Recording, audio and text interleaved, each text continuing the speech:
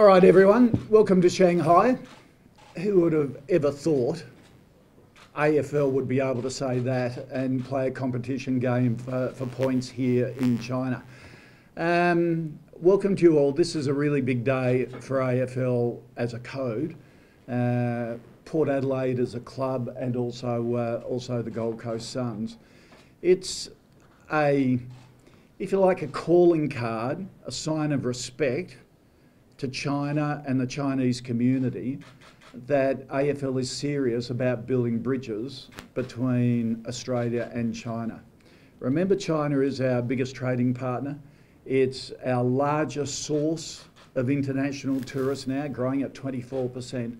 It is an enormous friend of Australia and will continue to be into the future.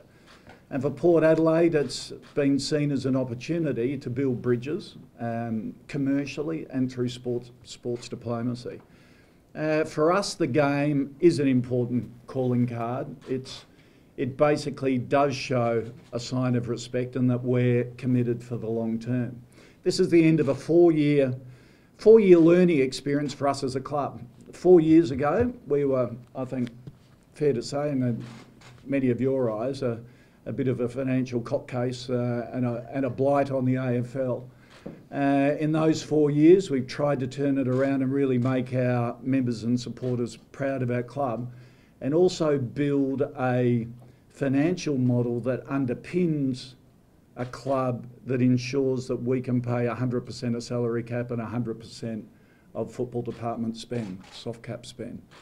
From a little working class club in Adelaide. To do that, you've got to think a bit differently. And we have done that, both domestically with the game day experience, we think it's second to none in the AFL, by attracting prestige national and international commercial partners.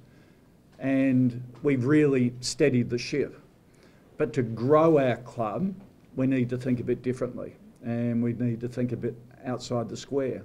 And I did make a promise to Gil a couple of years ago that I wanted Port Adelaide to be his most annoying club, because I wanted us to be the disruptor of the AFL, to think differently about things, to really take our club and also our code to areas where others haven't been before, and to opportunities.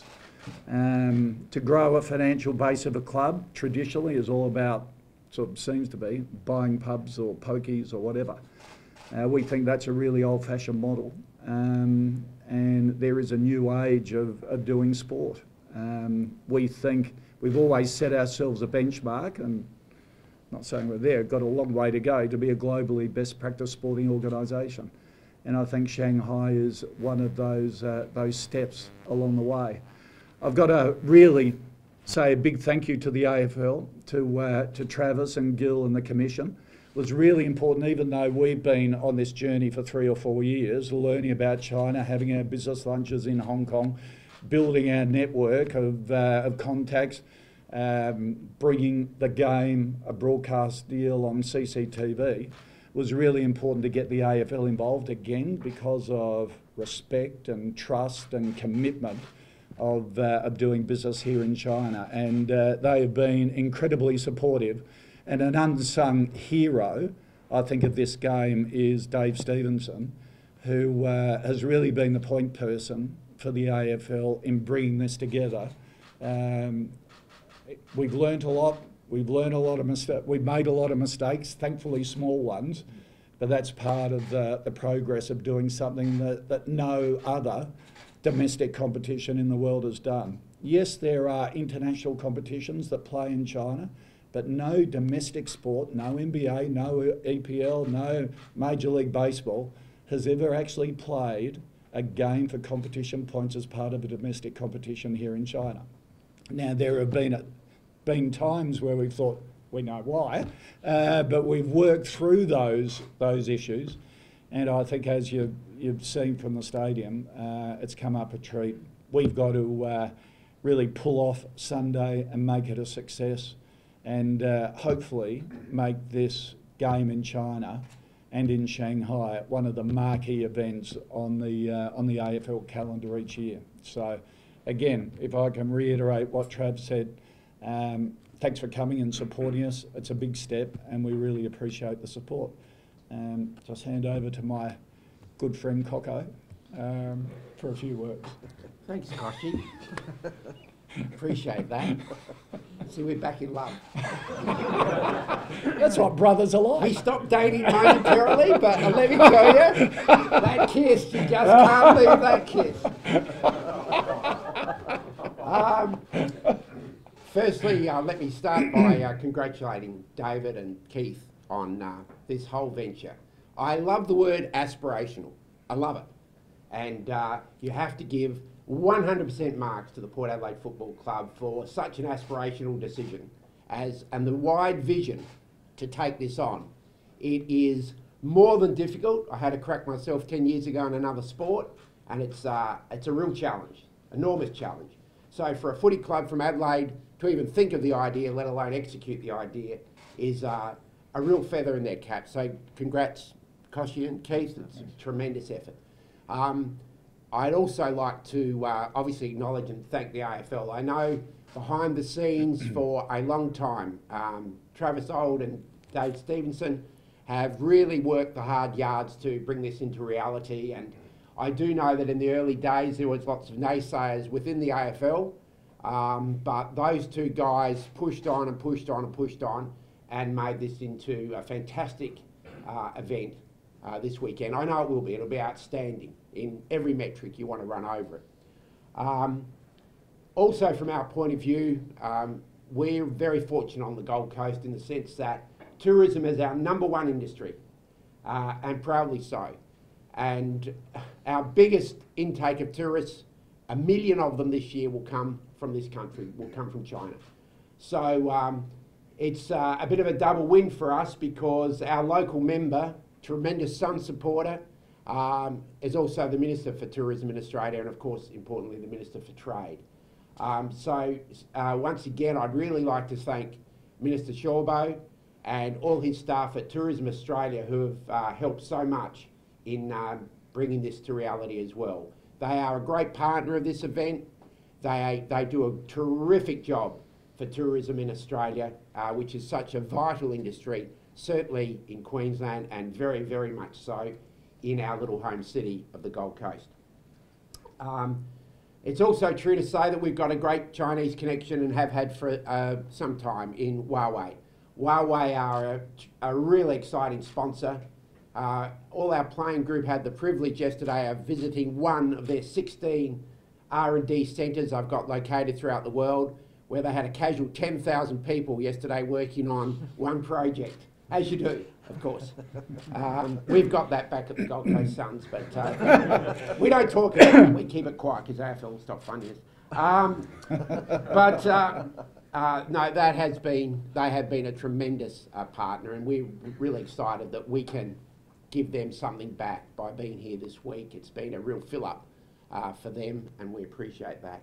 I'd also really like to thank my new best found friend here in the world on my left-hand side in Mark Evans and all the team at the Gold Coast Suns who have done a lot of work. You know, we are a small club. We've got a very small administration, and to take on this Chinese game has really stretched all of their workloads enormously, and they've done a great job, and I really appreciate everybody within the Gold Coast Suns community who have rallied and worked their tails off to make sure that our club could come here, our club could be properly represented, and we can look forward to an absolute red-hot, cracking game on Sunday. Thank you.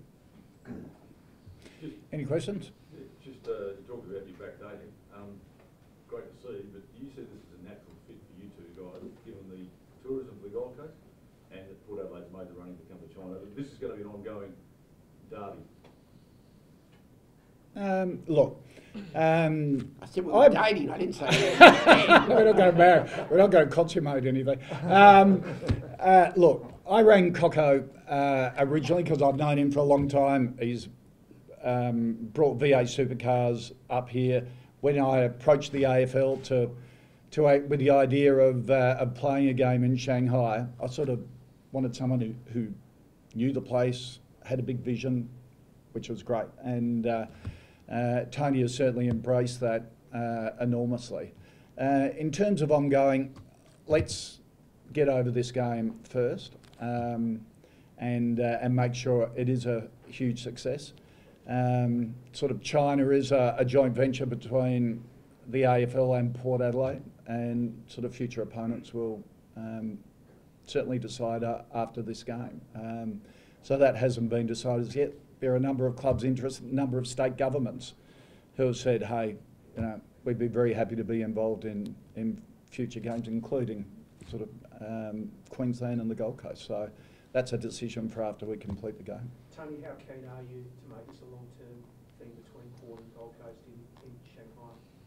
Well, I think from our point of view, firstly, we very much appreciate being asked in the inaugural year, and it's a big step for a young club like us. But it has really stretched us from a resource point of view. So what we need to do is get through this weekend. I'm sure it'll be an outstanding success. I don't have any doubt about that whatsoever. And then, as a board, we need to sit around the table and, consider what could be in the future. Discuss that clearly with Port Adelaide Football Club and Koch, but clearly also discuss it with the AFL, because make no mistake, we wouldn't be here without the support of the AFL. So the jumper's been a big talking point. How passionate did some of the conversations become between you two? Probably not as passionate as people think. We each have our own view. It was left up to the AFL to make the decision. We go along with the AFL decision. But to put it in perspective, as I was saying, this game is one part of a much bigger strategy for Port Adelaide in China, and you'll see at the dinner on Saturday night a bit of an indication on where that strategy is going when we make some formal announcements. But it's really building a number of bridges into China, not just a game, a whole range of different initiatives that we think are really exciting for the club. So, while Jumpergate, if you like, got a lot of coverage, as is the air quality and the weather, everything under the sun. Your and hair. Gold Coast, my hair, yes, and yours. To us personally, it's not a huge issue. You made a comment not long ago that Gold Coast along the lines to the effect of Gold Coast that want to be careful with how they're handling this, otherwise they might not be invited back. Did you get a call from the AFL reminding you that they control the fixture, not you? Well, they're our joint venture partner in this, so each of the partners in the venture can make a decision on it. Can I just explain something about the jumper? Help my mate out here a bit. I don't need any help. Appreciate it if you like. Yeah, that's good. That's a better. Look, I'm not going to get into the legalities or any of that stuff, because that's way beyond my pay scale. I never finished high school. But I want to make this point. The Gold Coast Footy Club is a young club. We've got a very, very, very small membership base. We've got the least spend of the 18 clubs, so that means we're last in spend. We are trying to build this young club in what is a very, very strong NRL environment. And we don't really have a lot, right? We don't really have a lot. We've got a fantastic playing group, but we do have our jumper. And our jumper, believe it or not, means as much to us as it does to Collingwood, as it does to Essendon, as it does to a club who started at Albion Oval nearly 150 years ago, if my memory's right, in about 3 years' time. So that's not something you give up easily, and it's certainly never, ever, ever for sale whilst I'm chairman. Would you prefer to have the same opponent, or do you think you get better value if you mix it up? Look, there are a lot of stakeholders in this, ranging from AFL, commercial partners, broadcast partners, and as I say, that's something to discuss with the AFL after we finish the game, and really pull off a great success. So that discussion will come a bit later. I'm open to sharing it around. Look, we're as a club, we're a great supporter of the Gold Coast Suns and GWS because, and I suppose someone who's living in Sydney understands what they're up against in the heart of rugby league territory. And we try and help as much as possible. In a financial situation, we were there 4 and a bit years ago. And we understand how hard it is for clubs to come out of that. So, I was a big supporter of Tony getting the job as president. We've known each other a long time. Gold Coast needs a president that stands up for itself in a tough market and has a real share of its voice. So, we wish Gold Coast all the best going forward. And if they'd like to put their hat in the ring to be an opponent here in the future or make it long term, we're very open to it. A hat or a jumper, you meant to say. Mind you, there was no issue of selling a jumper. I understand his passion, but we all have 2 jumpers. We have an away jumper and a home one. When you've ticked already so many boxes, what's the last box you need to know gets ticked on Sunday? Ticked on Sunday is a great experience. Something like we want to make this a bucket list marquee event for every AFL fan, no matter who you support, to come to China. Like, there are over 5,000 Port Adelaide supporters coming up here. I had a lady in her late 60s come up to me at Alberton last Sunday watching the Maggies say, "See you in Shanghai." And she said, "I had to get a passport. I'd never been out of Australia." Now, wow, that's passion. We've got over 5,500 embracing what we're doing here. We want them to have an incredible time. We want to showcase the game to Chinese tourists because brand Australia is so powerful here in China. To be completely honest, no one gives a toss about Port Adelaide or AFL at the moment here in China. They love Australia. Australia is all about healthy living. Australia is about great food, a healthy lifestyle. And, we always say, all of us say we've got the greatest game in the world, so why don't we showcase it? Why are we scared to take it outside of Australia? That's what I can't figure about all the grumpy guts this week about, no, we shouldn't be taking it out. And, can't we preach we have the best game in Australia? Do we just want to be so insular that we keep it in Australia? We're building trade bridges, diplomatic bridges. This is AFL becoming an exporter. This is a little working class club in Adelaide becoming an exporter of sport, of higher education to the world. Why not? Why not be a disruptor? Sorry, Coach, can you just tell me a bit about the Chinese fans who are going to this match on Sunday? How have you guys been promoting this game to local fans here? All right. Now, this is all part of the cultural learning here in China. And Keith and the team, Keith's got a great saying, you give before you take. Now, we're a community club. We're the only non-Victorian AFL club to have grown from community ranks to the elite AFL level. All right, in the AFL. We're proud of that. We're proud of our community programs in Australia, and we've led it here in Shanghai. Remember, it's the population of Australia, just here in Shanghai. This year, the start of the new school term, for the first time ever, they're playing Auskick, AFL, amongst 14 schools. We've got Auskick approved in Beijing by the central government to be an approved sport in schools.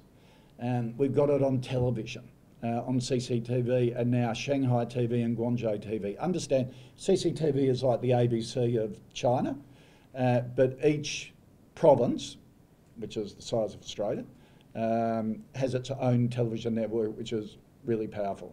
That's why the numbers could be quite staggering from this game on Sunday. So that's how we're building interest here. It's a long way to go. I'd be lying if I said we've made huge strides, but you take a little step at a time, and this is the start. And in 10 years' time, the exciting bit of this, in 10 years' time, I have no idea where this could end up. I don't think anyone has any idea. Now, you can either take the glass half empty view and go, that's too high a risk, or you can take the glass half full and go, this is so bloody exciting. It could go anywhere, and someone's got to do it. And I'm really proud of our team that we're the ones doing it. As I said, we've made lots of mistakes. We're learning a lot. Cultural differences. It's incredible, but it's great. Has there been a particular way to get the fans who will go to the match on Sunday, local fans here from Shanghai? I gather from what I've read, there's potentially a few thousand who may be going.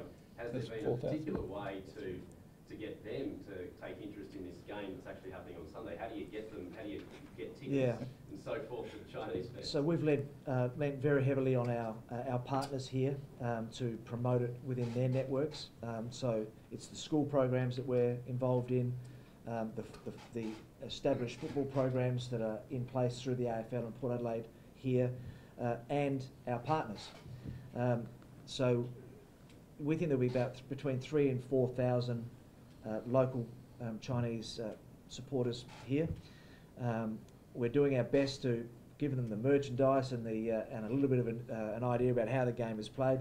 You'll see on the super screens there'll be explanations of the rules and all those sorts of things. So we're bussing in a lot of them to make that easier, that whole process easier, and that's through our partners. So we've gone to great. We didn't want this to be an expat only show.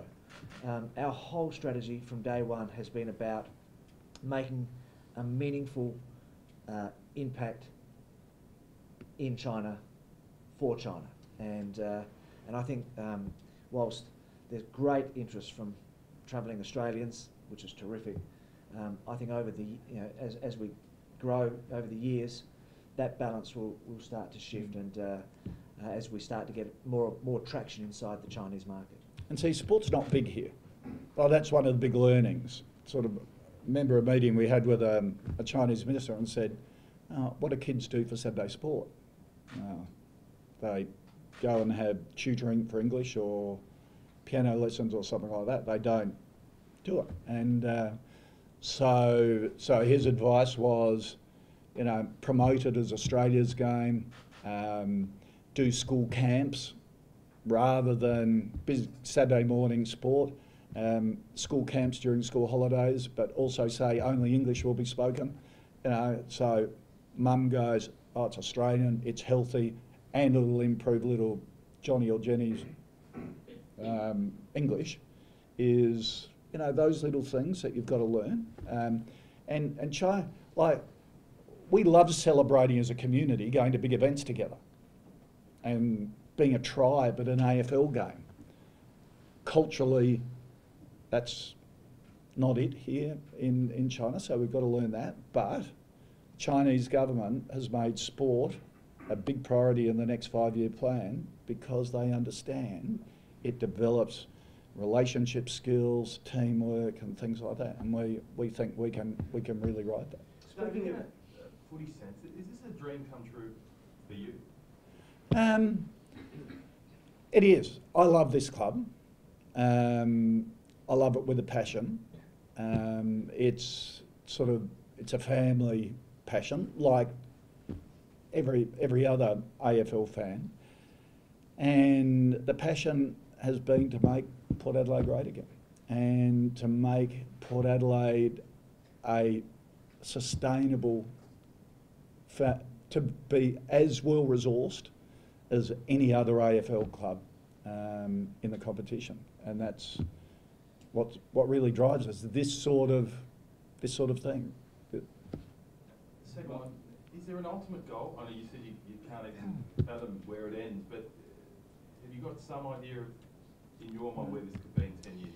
Yeah, look, if I may, I think that our approach to a venture of this scale has been to be small steps. We don't have a bucket full of money to be able to just throw at this willy-nilly, so we've been opportunistic in our thinking, but the big blocks for me are that we've got to maintain a strong presence on the television over here.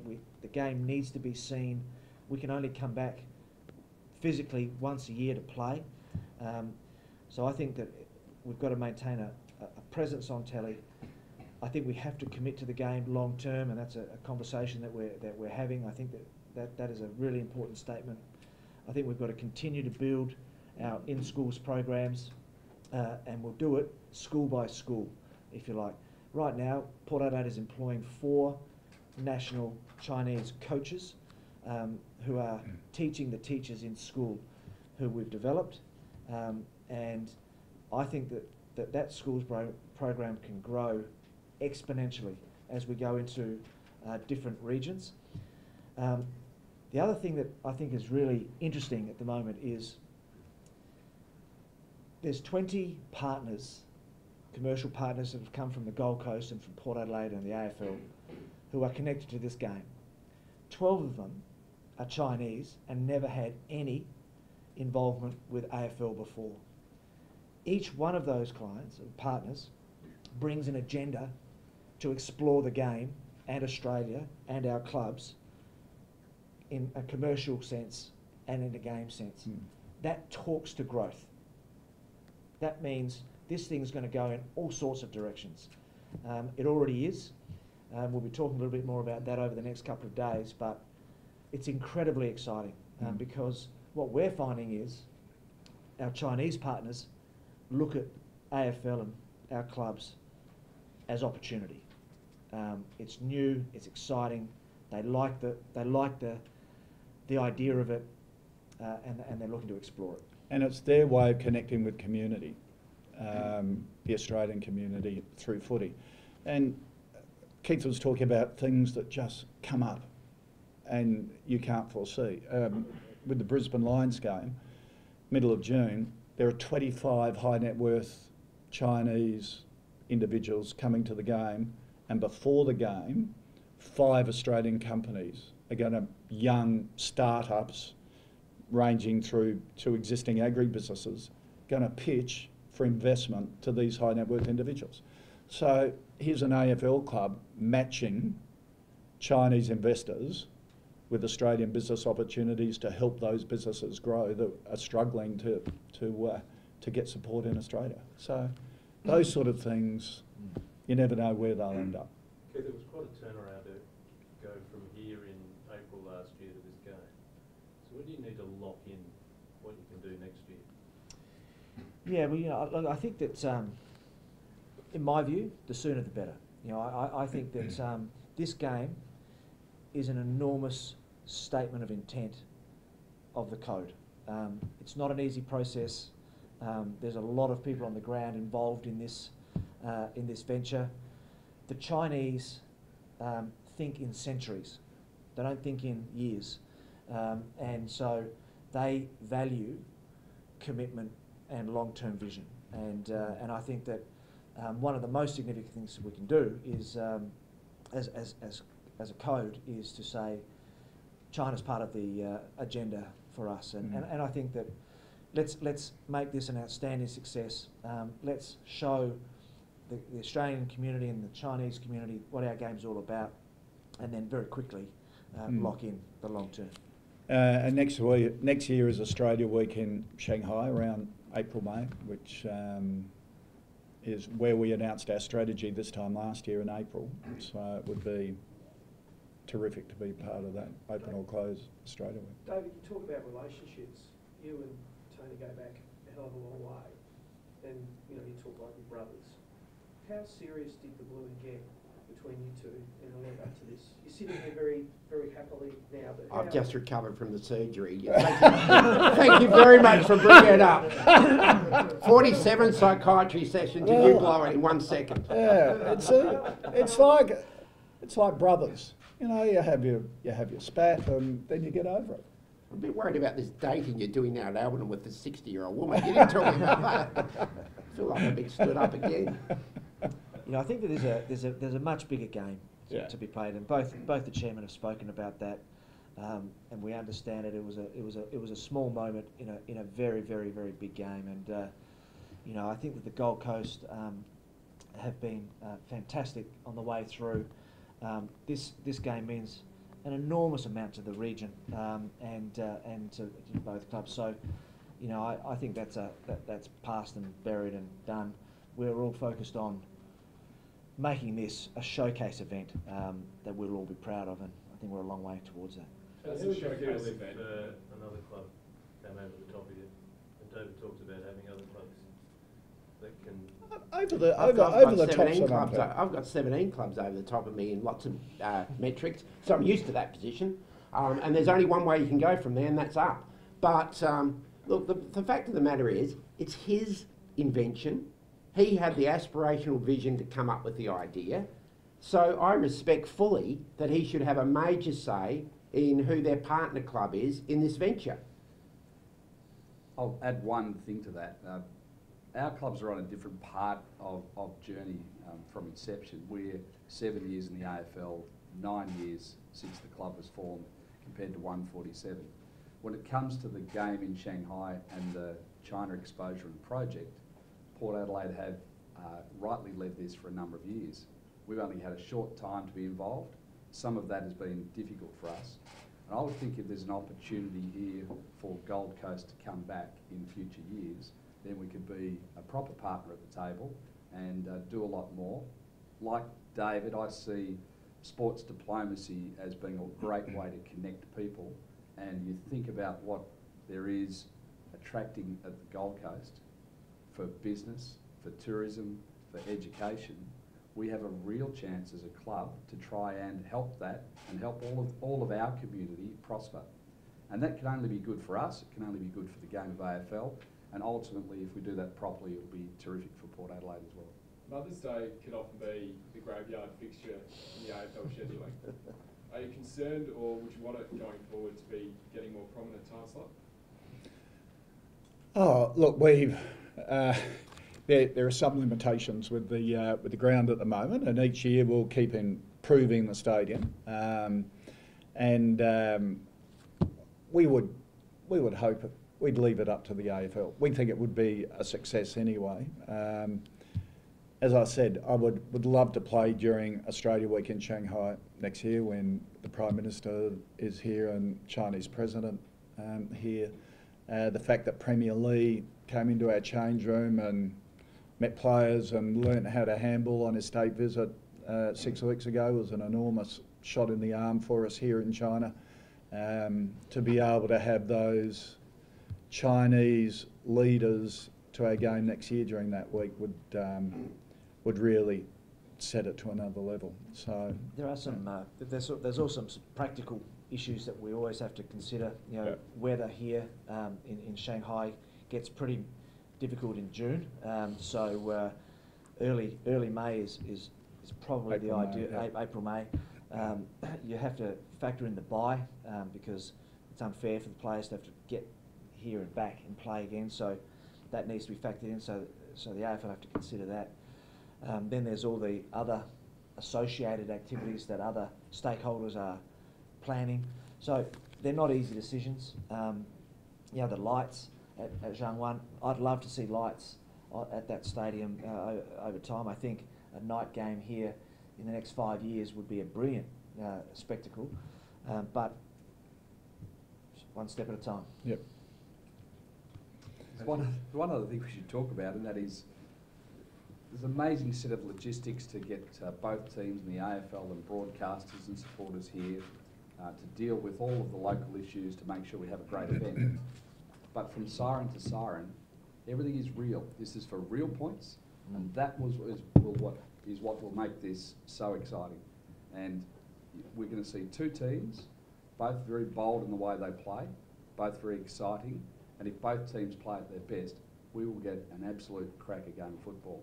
And I think that becomes an enormous selling point to everybody, that this is not an exhibition, this is a real match. Yep. David, if I just ask you to put your finance hat on for a second, obviously Adelaide's doing it a bit tough economically and in big business at the moment. Could you just, I guess in simple terms, explain what this game could do for Adelaide? Oh, look, just the part of our program over the last couple of years has been having Chinese business people with business interests in Australia to our home games at Adelaide Oval. Put them in a box, have the game commentated in Mandarin for them, do all the traditional cultural issues, and just to try and convince them that if they want to connect with the Australian community through football, Port Adelaide is China's club. So as a result, as Keith was saying, this has been a pretty expensive exercise to put on. Most of the money has come from Chinese supporters and business people wanting to do exactly that. This is new money to the AFL that has never come into this code before.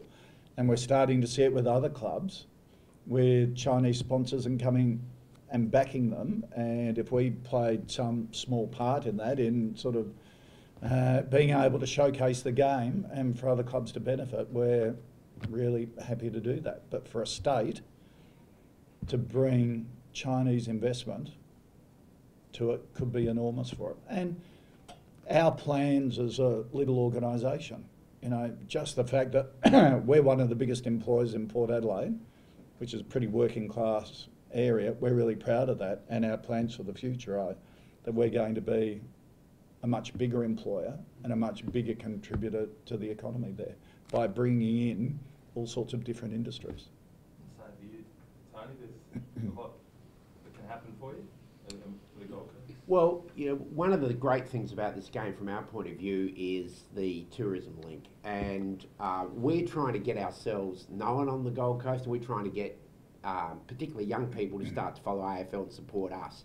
So from our point of view, if we can be seen to be really helping our community, it's no secret the Gold Coast is, you know, in fact, I think in China, I think the Gold Coast is the #4 destination for Chinese looking to go anywhere in the world.